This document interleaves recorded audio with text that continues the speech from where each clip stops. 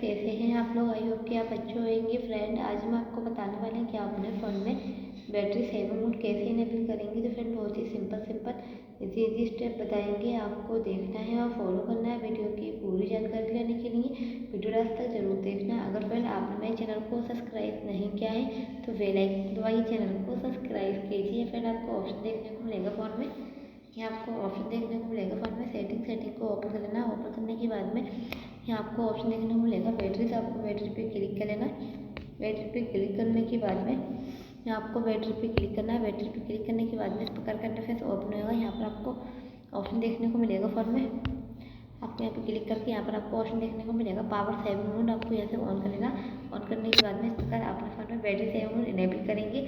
I hope अगर आपको आज वीडियो अच्छी लगी हो गाइस तो वीडियो को शेयर करें, लाइक करें, चैनल पर नए हो तो चैनल को सब्सक्राइब करें। मिलते हैं अगली नेक्स्ट वीडियो में, जब तक के लिए bye bye and take care.